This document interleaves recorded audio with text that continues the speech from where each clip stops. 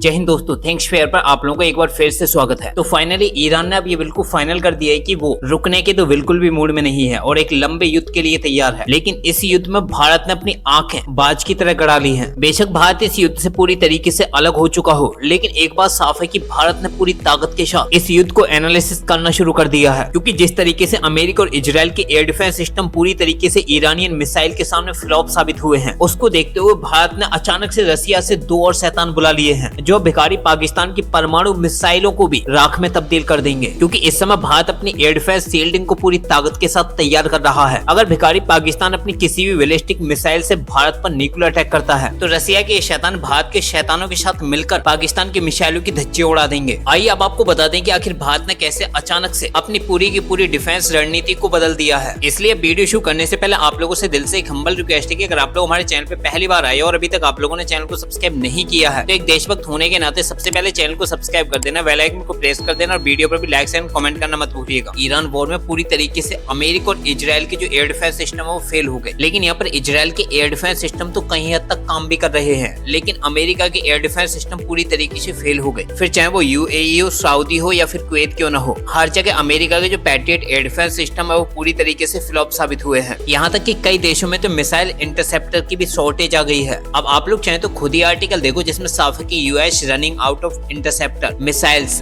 Experts warn of shortages if Iran clashes continue for 10 days. देखो यहाँ पर एक चीज साफ है कि जिस तरीके से ईरान ने मिसाइलें बरसाई हैं और यूएस के मिलिट्री बेसों को टारगेट किया है, यूएस के लोगों को टारगेट किया है, उससे ये साफ हो जाता है कि ईरान वॉर में अमेरिका खुद को भी नहीं बचा पा रहा। सऊदी और कतर जैसे देश तो अमेरिका द्वारा धोखा फील कर रहे हैं कि अमेरिका ने उनके साथ धोखा किया है, क्योंकि अमेरिका ने कतर और सऊदी जैसे देशों को बचाने की गारंटी ली थी, लेकिन अब अमेरिका के सामने ही इन्हीं देशों पर मिसाइल और ड्रोन हमले हो रहे हैं। और इस समय भिखारी पाकिस्तान भी बेचारा बेबस नजर आ रहा है। और अब खबरें निकल के आ रही कि अमेरिका के जो एयर डिफेंस सिस्टम है, जिन्हें साउथ कोरिया, जापान और बाकी मिलिट्री बेसों पर डिप्लॉय कर रखा है, इसलिए अब अमेरिका अपने सभी एयर डिफेंस सिस्टमों को मिडिल ईस्ट में लेके आना चाहता है ताकि जो एयर डिफेंस सिस्टम की शॉर्टेज है उसे फुलफिल किया जा सके। और यही नहीं बल्कि रसिया की जो न्यूज एजेंसी है टास, उसने तो यहाँ तक दावा कर दिया कि यूएस के पास जो पैट्रियट एयर डिफेंस सिस्टम है उनकी इतनी शॉर्टेज आ गई है कि अब उन्हें यूक्रेन के एंटी-ड्रोन इंटरसेप्टर्स खरीदने पड़ रहे हैं। आप लोग खुद ही आर्टिकल देखो जिसमें साफ है कि यूएस वांट्स यूक्रेन से drone interceptors due to shortage of Patriot missiles. अब सोचो दुनिया की सबसे ताकतवर मिलिट्री के टैग रखने वाली यूएस मिलिट्री पूरी तरीके से बैकफुट पर आ गई है। आपको बता दें कि यूएस मिलिट्री अब तक क्यों पावरफुल थी, क्योंकि नाटो देश उसके साथ थे। आज नाटो देशों ने लगभग यूएस के साथ खड़े होने से बिल्कुल मना कर दिया और ट्रम्प का जो अपनी मनमानी करके दुनिया पर राज करने का सपना था, यूरोपीय देशों ने उसकी भी धज्जियां उड़ा के रख दी। अब अमेरिका के इन बुरे हालातों को देखते हुए भारत पहले से ही अलर्ट हो गया है। भारत ने मौका मिलते ही तुरंत रसिया से 2 बड़े शैतानों को मंगा लिया और रिसेंटली ये खबरें आई है कि भारत रसिया से 5 और S-400 की स्क्वाड्रन्स खरीदना चाहता है और स्टील्थ फाइटर जेटों को खरीदने के लिए रसिया के S-500 को भी खरीदेगा। आपको बता दें कि कुछ समय पहले रशियन प्रेसिडेंट व्लादिमीर पुतिन ने ईरान से भी यही कहा था कि आप लोग अपनी एयर डिफेंस ताकत को मजबूत करो, हम आपको टेक्नोलॉजी देंगे, आप लोग अपने खुद के एयर डिफेंस सिस्टम विकसित करो। लेकिन ईरान ने नहीं मानी और अब उसी का खामियाजा ईरान को भुगतना पड़ रहा है। देखो यहाँ पर यूएस और इजराइल को इतना हाईलाइट क्यों किया जा रहा है, इसके पीछे के रीजन है कि इन दोनों ही देशों के पास बेहद ही ताकतवर मिलिट्री है, तो इनके एयर डिफेंस सिस्टम अगर बीट होंगे तो ग्लोबल मीडिया में इनकी कवरेज ज्यादा चलेंगी। लेकिन अमेरिका और इजराइल ने ईरान की राजधानी, जिसे कैपिटल तेहरान कहा जाता है, उसे पूरी तरीके से नक्शे से ही मिटाने की कसम खा ली है और तेहरान के अंदर कुछ बचा नहीं है। वो तो गनीमत है कि जो अमेरिका और इजराइल है वो ईरान के केवल मिलिट्री इंफ्रास्ट्रक्चर को ही टारगेट कर रहे हैं या फिर ईरान के जो मिलिट्री एसेट्स हैं उन्हें। वो लोग ईरान की आम जनता पर अटैक नहीं कर रहे।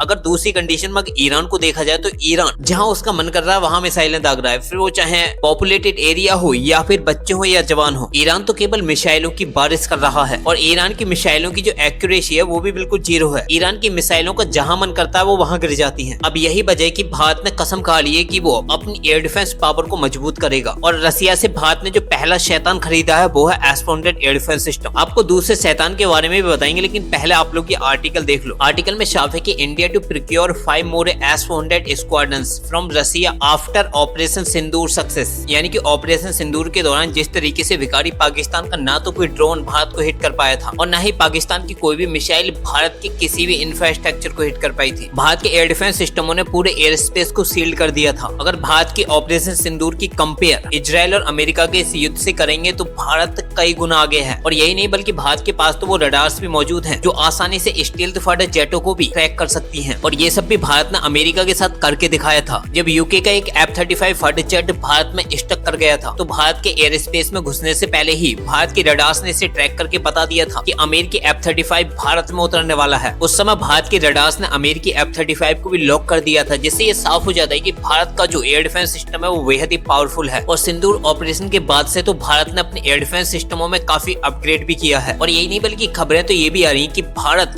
आने वाले समय में S-400 एयर डिफेंस सिस्टम की लगभग 20 स्क्वाड्रन रखेगा। इसके लिए आप लोग चाहे तो खुद ही आर्टिकल देखो, जिसमें साफ है कि IAFS air defence plans to expand to 20 squadrons of long range shield. इसमें रसिया के S-400 के साथ साथ S-500 भी शामिल हो सकते हैं। और भारत का जो कूसा प्रोजेक्ट है वो पूरी तरीके से इन्हीं स्क्वाड्रन्स का हिस्सा होगा, क्योंकि भारत अपने कूसा प्रोजेक्ट को भी S-400 की तर्ज पर ही बना रहा है और ये इससे भी ज्यादा पावरफुल होने वाला है। भारत ने अपने कूसा एयर डिफेंस सिस्टम में पूरी ताकत झोंक दी है, जिसका समर्थन करने के लिए रसिया और इजराइल खुद आए हैं भारत के साथ। और ये सारे के सारे एयर डिफेंस सिस्टम भारत के सुदर्शन चक्र मिशन का हिस्सा होने वाले हैं। वहीं अब S-400 के बाद भारत के अंदर जो रूस का दूसरा शैतान उतरा है वो है पेंटसीर H-1, जो रसिया का एक बेहद ही ताकतवर एंटीड्रोन एयर डिफेंस सिस्टम है। हाल की रॉकेट्स और क्रूज मिसाइलों को भी इंटरसेप्ट कर सकता है, लेकिन रशिया ने इसे केवल ड्रोनों को ही इंटरसेप्ट करने के लिए विकसित किया है। और ये वही पेंटसीर एयर डिफेंस सिस्टम है जिसका इस्तेमाल इस समय UAE ईरान के खिलाफ कर रहा है। अब तक ईरान ने लगभग 800 से ज्यादा ड्रोनों से UAE पर अटैक किया है और UAE ने लगभग 90% ड्रोनों को इसी पेंटसीर एयर डिफेंस सिस्टम से शूट डाउन किया है, जिससे ये साफ होता है कि रसिया की जो एयर डिफेंस पावर है वो बेहद ही काबिल तारीफ है। अब इसके लिए आप लोग चाहे तो खुद ही आर्टिकल देखो, जिसमें साफ है कि India moves to procure Pantsir H-1 air defence systems to shield S-400 units and counter drone threats. आपको बता दें कि इस समय जो भारत का डिफेंस मंत्रालय है वो भी भारतीय सेनाओं के साथ पूरी ताकत के साथ खड़ा है। और भारतीय डिफेंस मंत्रालय ने इंडियन आर्मी और इंडियन एयरफोर्स से साफ कर दिया है कि हम पेंटसीर एयर डिफेंस सिस्टम को खरीदने के लिए तैयार हैं। आपको बता दें कि भारत 13 पेंटसीर H-1 एयर डिफेंस सिस्टमों को खरीदने वाला है। पेंटसीर एक शॉर्ट रेंज का एयर डिफेंस सिस्टम है जिसे भारत के S-400 एयर डिफेंस सिस्टम की सपोर्ट में लेयर के रूप में इस्तेमाल किया जाएगा, क्योंकि रसिया का ये पेंटसीर एयर डिफेंस सिस्टम आसानी से क्रूज मिसाइलों से लेकर ड्रोन्स और रॉकेटों को आसानी से इंटरसेप्ट कर सकता है। अब देखते हैं ये डील कब तक फाइनलाइज हो जाती है, लेकिन इससे भी बड़ी खबर आ रही है वो ईरानियन नेवी के शिप को लेकर आई है, जिसे भारत के इंटरनेशनल बॉर्डर क्षेत्र में ही US नेवी की एक सबमरीन ने टॉर्पीडो से हिट करके समुद्र में दफन कर दिया, जिसमें अब तक 87 लोगों के मारे जाने की खबरें हैं। अब इसी अटैक को लेकर भारत पर ये आरोप लगाए जा रहे थे कि जो US नेवी थी उसने भारत के पोर्ट से ईरान के वॉरशिप पर अटैक किया है, यानी कि US की जो सबमरीन थी वो भारत के नवल बेस पर थी और उसने वहीं से टॉर्पीडो दागा जो ईरान के वॉरशिप पर जाकर हिट हुआ। इसके लिए आप लोग चाहे तो खुद ही आर्टिकल देखो, जिसमें साफ है कि India rejects claims of US using its ports against Iran, यानी कि भारत की मिनिस्ट्री ऑफ एक्सटर्नल अफेयर्स ने ये बिल्कुल साफ कर दिया कि US के जो डिफेंस एनालिस्ट है डगलस मैकग्रेगर, उन्होंने जो भारत के नवल बेसों को US नेवी द्वारा इस्तेमाल करने का दावा किया था वो बिल्कुल गलत है और हमारे एयरबेसों का इस्तेमाल US नेवी नहीं कर रही है और ना ही हम इसके समर्थन में हैं। यानी कि भारत ने साफ कह दिया कि हम ईरान पर अटैक करने के लिए US के साथ नहीं है और ना ही अपने नवल बेसों को इस्तेमाल करने देंगे। यानी कि भारत ने US नेवी को भारत से उखाड़ के फेंक दिया है।